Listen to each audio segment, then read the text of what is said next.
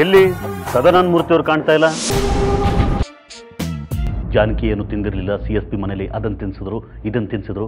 ನನಗೆ ಆ ವಿವರಣೆಗಳ ಬಗ್ಗೆ ಆಸಕ್ತಿ ಇಲ್ಲ. ಮದುವೆನ ನಡೆಯಲ್ಲ ಅಂದರೆ ಅದಕ್ಕೆ ದಿನಗಳನ್ನ ಎಣಿಸೋ ಅಗತ್ಯ ಏನಿದೆ? ಅರೇಂಜ್ಮೆಂಟ್ಸ್ ಮಾಡ್ಕೊಳ್ಳೋ ಅಗತ್ಯ ಏನಿದೆ? ಬರೆದಿರೋ ಬೋರ್ಡ್ ಇದು.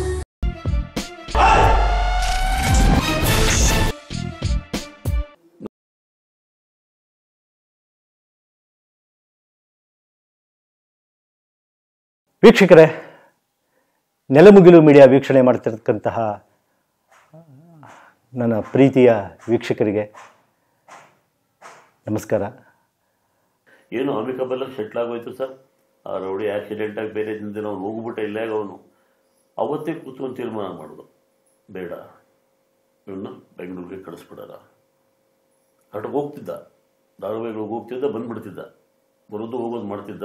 ಮಂಡ್ಯದಲ್ಲಿ ಇವನು ವಾಸ್ತವ್ಯ ಬೇಡ, ಬೆಂಗಳೂರಿಗೆ ಹೋಗ್ಲಿ ತೀರ್ಮಾನ ಮಾಡೋದು.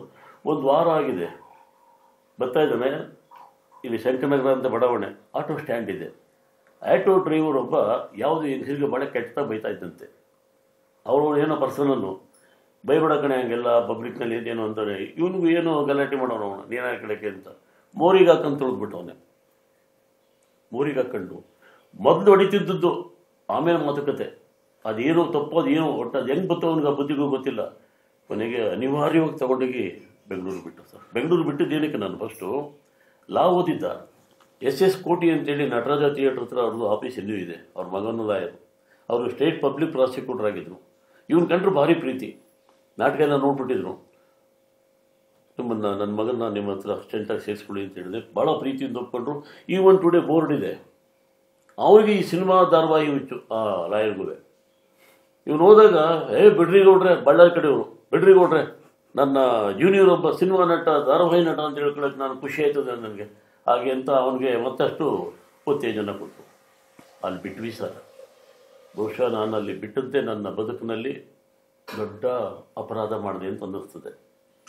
ಒಳ್ಳೆಯ ಸ್ನೇಹಿತರು, ಕೆಟ್ಟ ಸ್ನೇಹಿತರೆಲ್ಲ ಅವನಿಗೆ ಆಗೋಗ್ಬಿಟ್ಟು ಅವನಲ್ಲಿ ಉಳಿಬಾರ್ದು ಅಂತ 1 ವರ್ಷ ಆದಮೇಲೆ ಏನು ಮಾಡಿದೆ, ನೀನು ಅಲ್ಲಿ ಉಳಿಬೇಡ, ಅಲ್ಲಿ ಬಂದು ಹೋಗ್ಬಿಡು, ನಿನ್ನ ವೆಹಿಕಲ್ ತೊಗೊಡ್ತೀನಿ. ಯಾವ ವೆಹಿಕಲ್ ಬೇಕು ಅಂತ.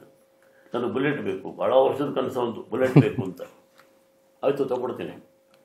ನೀವು ನಂಬ್ತಿರೋ ಬಿಡ್ತಿರೋ, ಅವನ ಬುಲೆಟ್ಗೆ 35,000. ಆವತ್ತಿಗೆ ನಾನು UGC ಇನ್ನೂ ಬಂದಿರಲಿಲ್ಲ ನಮ್ಮದು. ಆವತ್ತಿಗೆ ನಂದು 32,000 ಸಂಬಳ. 1 ತಿಂಗಳ ಸಂಬಳಕ್ಕೆ ಮೀರಿ ಅವನು ತಗೊಂಡೆ ಸರ್ ಅದನ್ನು. ಹೋಗ್ತಿದ್ದ ಬರ್ತಿದ್ದ. ಸರಿ, ಇಲ್ಲೆಲ್ಲ ಒಂದು ಸರಿ ರಾಮನಗರದ ಹತ್ರ ಬರಬೇಕಾದ್ರೆ ಎಲ್ಲ ಸ್ನೇಹಿತರ ಜೊತೆಲಿ ಅದು ಪಾರ್ಟಿಗೆ ಹೋಗಿದ್ದಂತೆ. ಏನೋ ಒಂಚೂರು ಏನೋ ಇದು ಮಾಡ್ಕೊಂಬಿಟ್ಟವನೆ. ಲಾರಿ ಡಿಕ್ಕಿ ಹೊಡೆದಿದೆ ಬಂದು ಬೈಕ್ ಬುಲೆಟ್ಗೆ.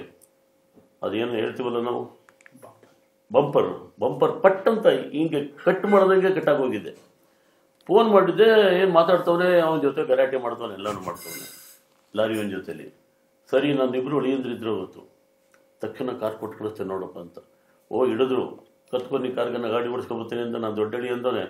ನನಗೇನಾಗಿ ನಡಿ ಮಾಯ, ಮುಂದೆ ಗಾಡಿ ಓಡಿಸ್ಕೊತವನೆ ಹಿಂಗೆ ಮದ್ದೂರು ತನಕ. ಕೊನೆಗೆ ಹೋಗೋ ವೆಹಿಕಲ್ನವರು ಬೈರಂತೆ, ಸಾಯಕ ನನ್ನ ವೆಹಿಕಲ್ ಬೇಕಾ ನಿನಗೆ, ಹಾಗೆ ಹೀಗೆ ಅಂತ. ಅವತ್ತು ಗೊತ್ತಾಗೋಯ್ತು ಸರ್, ಈಗ ಆಗೋಗಿದೆ ಈ ಪರಿಸ್ಥಿತಿ ಅಂತ. ನನ್ನ ಹತ್ರ ಒಂದು ದಿನಕ್ಕೆ 10 ಪ್ಯಾಕ್ ಸಿಗರೇಟ್ ಸಿಗ್ತಿದ್ದ ಅಂತ ಹೇಳ್ತಾರೆ. ಒಂದಿನ ನಾನು ಕಾಣೆ ಸರ್. ಕುಡಿತಿದ್ದ ಅಂತಾರೆ, ಒಂದಿನ ನನಗೆ ಗೊತ್ತಿಲ್ಲ. ಹಂಗೆ ಮೇಂಟೈನ್ ಮಾಡ್ಕೊಬಂದಿದ್ದ ಸರ್, ಹಂಗೆ ಮೇಂಟೈನ್ ಮಾಡ್ಕೊಬೋದು.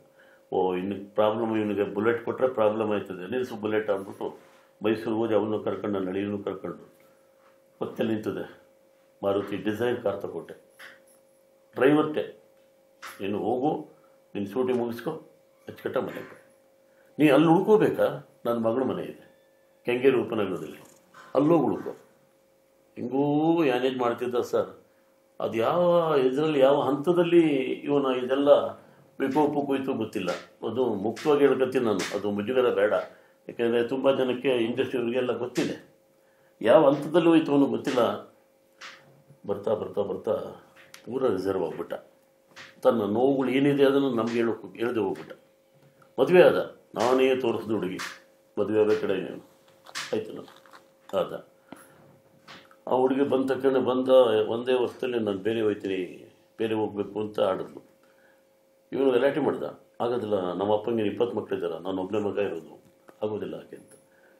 ಕೊನೆಗೆ ಆಕೆ ಹೊಂಟಿ ಒಂದು ಮಗು ಕರ್ಕೊಂಡು ತಾಯಿ ಮನೆಗೆ.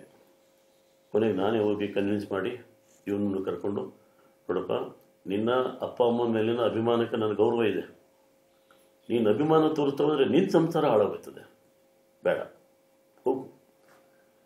ಹೆಂಗೆ ಹೋಗೋದ್ರೆ ನನ್ನ ಕಣ್ಣು ಮುಂದೆ ಇರಬೇಕು, ಬೇರೆ ಇದ್ರು ಮುಂದಿರಬೇಕು, ಹಿಂದಿರ್ಬೇಕು, ಅಕ್ಕಪಕ್ಕ ಇರಬೇಕು, ಇಲ್ಲ ಮೇಲೆ ಕೆಳಗಿರಬೇಕು, ಹಂಗೆ ಮೇಂಟೈನ್ ಮಾಡ್ಕೊಂಡು ಬಂದಿದ್ದು ಸರ್. ಇವಾಗಲೂ ಅಷ್ಟೇ, ಮೇಲೆ ಅವಳಿದ್ದರೆ ಕೆಳಗೆ ನಾವಿದ್ದೀವಿ ಎಲ್ಲ ಇದ್ದು. ಅವ್ರಿಗೆ ಯಾಕೋ ಜೀವನ ಬೇಸರ ಅಂತ ಅನಿಸುತ್ತೆ ಅನ್ನೋ ಗೊತ್ತಿಲ್ಲ ಸರ್. ನಾವು ಬೇರೆ ಹೋದ್ನಲ್ಲ, ನಾವು ಹೆಚ್ಚು ತಿಳಿಯೋದಕ್ಕೆ ಪ್ರಯತ್ನ ಮಾಡೋಕ್ಕೆ ಹೋಗಲಿಲ್ಲ. ನಾನು ಅವ್ರ ಜೊತೆ ಮಾತಾಡ್ಕೊಂಡ್ರು ನಮಗೆ ನಂದೇ ಇದ್ದು ಕೆಲಸಗಳು ಸರ್, ನಂದೇ ಆದ ಕೆಲಸಗಳಿದ್ದು. ನಾವು ಜಾಸ್ತಿ ಆ ವಿಚಾರದಲ್ಲಿ ತಲೆ ಕೆಡಿಸ್ಕೋಕೆ ಹೋಗಿಲ್ಲ. ಬಟ್ ಅವ್ನ ಮನಸ್ಸಲ್ಲಿ ಏನೋ ಇತ್ತು ಅಂತ ಕಾಣಿಸ್ತದೆ. ಅದನ್ನು ನಾವು ಮನಸ್ಸು ಬಿಚ್ಚಿ ನಕ್ಕಳಿ ಹೇಳ್ಕೊಳ್ಳಿಲ್ಲ ನೋಡಿ, ಮನಸ್ಸು ಬಿಚ್ಚಿ ಹೇಳ್ಕೊಳ್ಳಿಲ್ಲ. ಅವ್ರು ಕೇಳಿದ್ದು ಯಾವುದೂ ನಾನು ಇಲ್ಲ ಅಂದಿಲ್ಲ ಸರ್. ಇಸ್ ಆಲ್ ದೀಸ್ ನನ್ನ ಮಗ ಒಬ್ಬ ಜೆಂಟ್ಲ್ಮನ್, ಭಾಳ ಹೆಮ್ಮೆಯಿಂದ ಹೇಳ್ಕೊದ್ದೇನೆ ಅದನ್ನು. ಅಂಥ ಮಗ ಇನ್ನು 10 ಜನ್ಮ ಹೋದರೂ ನಂಗೆ ಬರಲ್ಲ ಸರ್. ನನ್ನ ವಂಶದಲ್ಲೇ ಸಿಕ್ಕಲ್ಲ. 10 ಜನ್ಮ ಕೇಳಿ ಸರ್. ನಮ್ಮ ರವಿಯವರ ದೌರ್ಬಲ್ಯಗಳ ಬಗ್ಗೆ ನಾವು ಮಾತಾಡ್ತಾ ಇದ್ವಿ. ದೌರ್ಬಲ್ಯಗಳ ಜೊತೆನೇ ಅವರ ಸಾಮರ್ಥ್ಯದ ಬಗ್ಗೆನೂ ತಾವು ಹೇಳ್ತಾ ಬಂದ್ರಿ. ಆ ಪ್ರತಿಭಟನೆ, ಬಂಡಾಯ, ಹೆಣ್ಮಕ್ಳ ಬಗ್ಗೆ ಗೌರವ, ಅದೇ ಆಟೋದವ್ರನ್ನು ಏನೋ ಬೈಬೇಕಾದ್ರೆ ಅವ್ರ ಮಧ್ಯದಲ್ಲಿ ಹೋಗಿದ್ದು, ಅವ್ರ ಸ್ನೇಹಿತನ ಸಹಾಯ ಮಾಡಲಿಕ್ಕೆ ಹೋಗಿ ಗಲಾಟೆ ಮಾಡ್ಕೊಂಡಿದ್ದು, ಈ ಥರದ್ದೆಲ್ಲ ಅವ್ರದ್ದು ಏನು ಮನೋಭಾವಗಳಿರುವಾಗ ಅವ್ರು LLB ತೊಗೊಂಡಿದ್ದು ನನಗನ್ಸುತ್ತೆ ಕರೆಕ್ಟಾಗಿತ್ತೇನೋ ಅಂತ. ಆ LLB ತೊಗೊಂಡಿದ್ದು ಅವರೇನಾ, ನೀವೇ ಕೊಡಿಸಿದ್ದ? ಇಲ್ಲ ಸರ್, ಅದು ಏನಾಯಿತು ಅಂದರೆ ಸೆಕೆಂಡ್ PUC ಕೆಮಿಸ್ಟ್ರಿ ಫೇಲ್ ಆಗೋಯ್ತು, ಸೈನ್ಸು. ಏನು ನನ್ನ ಹೆಂಡತಿ ಏನು ಭೂಮಿನೇ ಕುಸ್ತೋತು ನನಗೆ ಅಳ್ತಾ ಕೂತ್ಕೊಂಡು. ಮತ್ತೆ ಮಗ ಫೇಲ್ ಆದರೆ ಬೇಜಾರಾಗುತ್ತಲ್ಲ. ಕಷ್ಟಪಟ್ಟಿದ್ದನು ಸರ್, ನಾನು ಬಹಳ ಕಷ್ಟಪಟ್ಟಿದ್ದು, ಹೇಳೋಕ್ಕಾಯ್ತಲ್ಲ.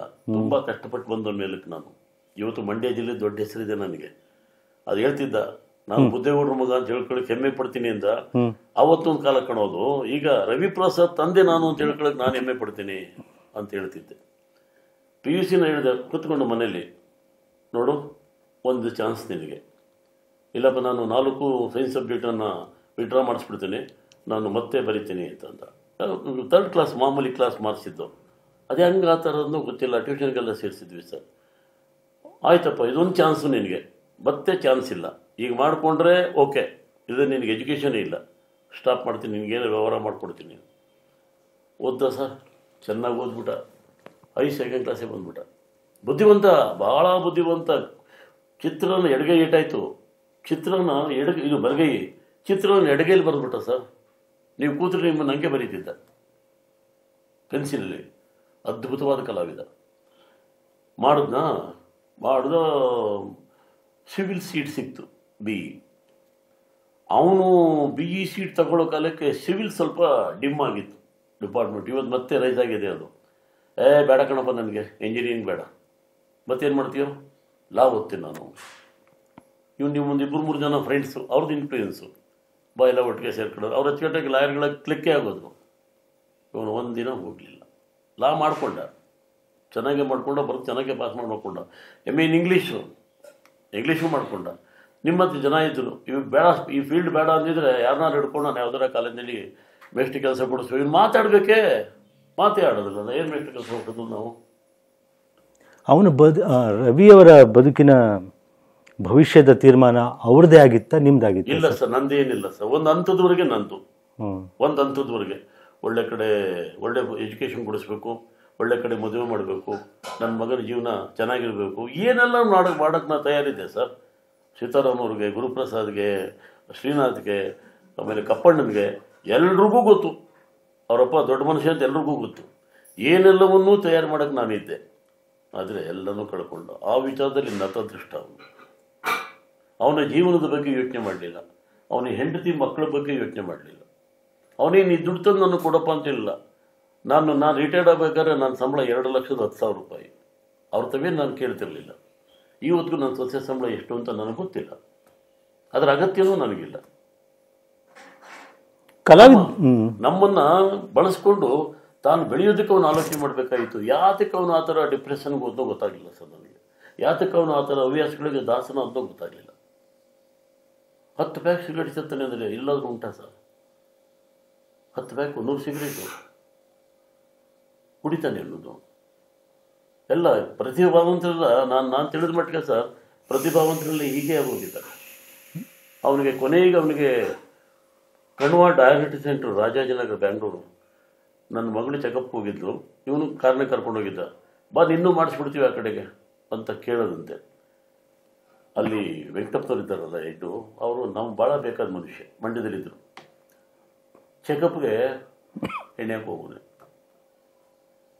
ಇದು ಆರೋಪ ಅಂತ ಮಾಡ್ತಾ ಇಲ್ಲ ನಾನು, ಅಡಿಕ್ಷನ್ ಯಾವ ಮಟ್ಟಕ್ಕಾಗಿತ್ತು ಅಂತ ಎಲ್ಲ ಆಗವ್ರೆ. ಆಗ ಎಲ್ಲ ಪ್ರೊಸೀಜರ್ ಆಯಿತು.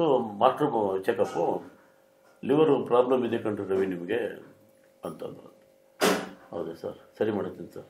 ನನಗೆ ಫೋನ್ ಮಾಡೋದು, ನಿಮ್ಮ ಮಗನ ಲಿವರ್ ಪ್ರಾಬ್ಲಮ್ ಇದೆ, ಮುಂದೆ ಹೊಡ್ರೆ ತಕ್ಷಣ ಏನಾದರೂ ಮಾಡಿ. ಸರ್ ನೀವು ನಂಬ್ತಿರೋ ಬಿಡ್ತಿರೋ ಗೊತ್ತಿಲ್ಲ, ನನ್ನ ಸೊಸೆನೂ ಖರ್ಚು ಮಾಡೋದು. 18 ಲಕ್ಷ 3 ತಿಂಗಳಿಗೆ ನಾನು ಖರ್ಚು ಮಾಡೋದು ಅವನ್ನ ಉಳಿಸ್ಕೋಬೇಕು ಅಂತ. ಆ ಪರಿಸ್ಥಿತಿ ಇದೆಯಲ್ಲ ಸರ್, ಹಾಸ್ಪಿಟ್ಲಿಗಿದ್ದಂಥ ಪರಿಸ್ಥಿತಿ ಈ ಪ್ರಪಂಚದಲ್ಲಿ ಯಾವ ಅಪ್ಪ ಅಮ್ಮನಿಗೂ ಬರೋದು ಬೇಡ. ನಮ್ಮ 16 ಜನ್ಮದ ವಿರೋಧಿ ಅಂತೀವಲ್ಲ ಅಂಥವ್ರಿಗೂ ಬರೋದು ಬೇಡಿ ಸರ್. ಆ ಸ್ಥಿತಿ ಬರೋದೇ ಬೇಡ. ಸೋಮವಾರ ಕಳಿಸಿದ್ವಿ, ರಾಜ್ಕುಮಾರ್ ಹೋದಂಗೆ ಹೋದ, ಕಾರ್ ಹತ್ಕೊಂಡು ಏನು ಒಳ್ಳೆ ನಾಯಕ ನಟ ಹೋದಂಗೆ ಹೋದ ಸರ್. ರಾಜ್ಕುಮಾರ್ ಥರ ವಿಶ್ ಮಾಡೆಲ್ಲ ಹೋದ. ನನ್ನ ಸೊಸೆಗೆ ಹೇಳಿದೆ, ನೋಡಮ್ಮ ನಾಳೆ ನಾನು ಬರ್ತೀನಿ, ನೀನು ಹೋಗಿರಮ್ಮ ಅಂತೇಳಿ ಸ್ವಲ್ಪ ದುಡ್ಡಿತ್ತು ಕೈ ಕೊಟ್ಬಿಟ್ಟು ಹೋಗಿ ಕಳಿಸ್ಕೊಟ್ಟೆ. BGS ಗ್ಲೋಬಲ್ಗೆ ಅಡ್ಮಿಟ್ ಮಾಡಿತ್ತು. ಮಂಗಳವಾರ ಆರಾಮಾಗಿದ್ದಾನೆ. ಏನೇನು ಪ್ರಾಬ್ಲಮ್ ಅಂತ ಡಾಕ್ಟ್ರಲ್ಲೇ ಹೇಳೋರೆ ಅವನು ಪ್ರಾಬ್ಲಮ್ಗಳ. ನನ್ನ ಮಗಳು ಚಿಕ್ಕ ಮಕ್ಕಳಿದ್ದಾಳ, ಇಂಜಿನಿಯರು, ಗುಳೋ ಅಂತ ಹತ್ಕೊಂಡು ಎಲ್ಲ ನನಗೆ ಹೇಳಿದ್ನಪ್ಪ ಹಿಂಗಾಗಿದೆ ಹಿಂಗಾಗಿದೆ ಅಂತ. ಅವೆಲ್ಲ ಹೇಳ್ಬೋದು ಬಿಡ್ಬೋದು ಗೊತ್ತಿಲ್ಲ ನನಗೆ, ತೋಡ್ಕೊತಾ ಇದ್ದೀನಿ ನಾನು ನೋವನ್ನು. ಒಂದು ಇದು ಒಂದು ಪಾಠ ಆಗಲಿ ಅವನ ಜೀವನ, ಕೇಳಿ ನೋಡೋರಿಗೆ ಒಂದು ಪಾಠ ಆಗಲಿ. ಸರಿ, ಮರುದಿನ ಬುಧವಾರ ಸರ್, ನಾನು ನನ್ನ ಹೆಂಡತಿ ಒಂದು ಬ್ಯಾಗ್ ತುಂಬ ದುಡ್ಡು ತುಂಬ್ಕೊಂಡು ಯಾರ್ಯಾರು ಸ್ನೇಹಿತರು ಅಲ್ಲಿ ಇಲ್ಲೆಲ್ಲ ಇಸ್ಕೊಂಡು ಹೋದ್ವಿ. ನಾನು ಆಟೋಗಾರ ಇಸ್ವಿಗೆ ಹಾಕ್ಬಿಟ್ಟವ್ರೆ.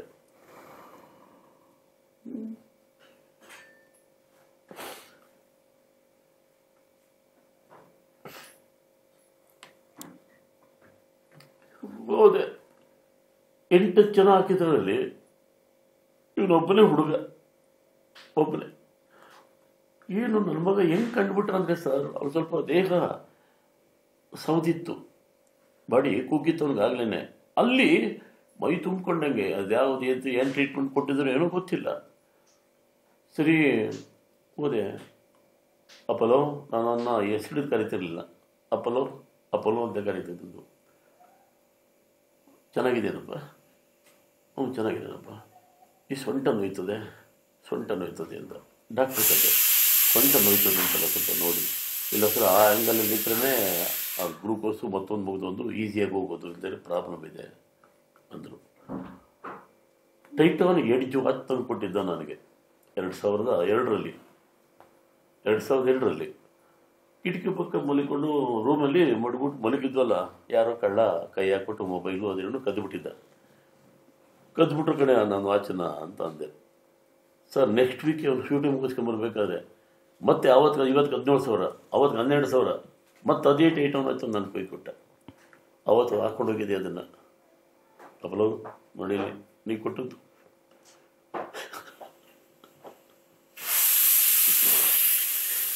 ನೀನು ಕೊಟ್ಟು ಆಯ್ತು ನೋಡೋ. ಬಂದೆ, ಕಲಸಿ ಬಂದೆ, ಪಾದ ಹಿಡ್ಕೊಂಡು ಹಿಂಗೆ ಪುತ್ತಬಿಟ್ಟೆ. ಅಪ್ಪ ಹಿಂಗಂದ. ನನ್ನ ಮಗನ ಅವನ ಕೊನೆ ಆಕ್ಷನ್ ಸರದು ನನ್ನ ಮುಂದೆ. ಮತ್ತೆ ತಲೆ ಹತ್ರ ಹೋದೆ. ಅಪ್ಪ ನೀರು ಕುಡಿಬೇಕು ಅಂದ. ಕೇಳಿದೆ ಅವ್ರಿಗೆ, ನೀರು ಬೇಕಂತೆ. ಇಲ್ಲ ಸರ್ ನೀರು ಕೊಡಂಗಿಲ್ಲ ಸರ್. ನನ್ನ ಮಗ ನೀರು ಕುಡಿದೇನೆ ಪ್ರಾಣ ಬಿಟ್ಟ ಸರ್. ಬುಧವಾರ ಎಲ್ಲ ನಿಮ್ಮ ಇಂಡಸ್ಟ್ರಿ ಜನ ಬಂದ್ಬಿಟ್ರು. ಗುರುಪ್ರಸಾದ್, ಶ್ರೀನಾಥ್, ಸೀತಾರಾಮು, ನಟರು, ಮತ್ತು ನಂದಿನಿ ಎಲ್ಲ ಬಂದರು. ಸೀತಾರಾಮ್ ಮೇಲಕ್ಕೆ ಹೋಗಿ ಬಂದರು. ಕೆಳಗೆ ಬಂದು ಅವ್ರನ್ನ ಸಮಾಧಾನ ಮಾಡೋದಾಯ್ತು. ನಾವು ನಿನಗೆ ಎಂತ ಒಂದು ಸ್ಕ್ರಿಪ್ಟ್ ರೆಡಿ ಮಾಡಿದ್ನಲ್ಲೋ ಮಂಡ್ಯ, ಬಿಟ್ಟು ಹೋಗ್ತಾ ಇದೆಯಲ್ಲೋ ನಮ್ಮ ಅವ್ರ ಡೈಲಾಗು.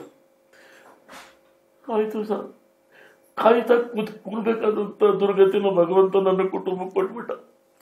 ಯಾವಾಗ ಸತ್ತೋದನೋ ಏನೋ, ಯಾವಾಗ ಸತ್ತೋದನೋ ಏನೋ ಅಂತ.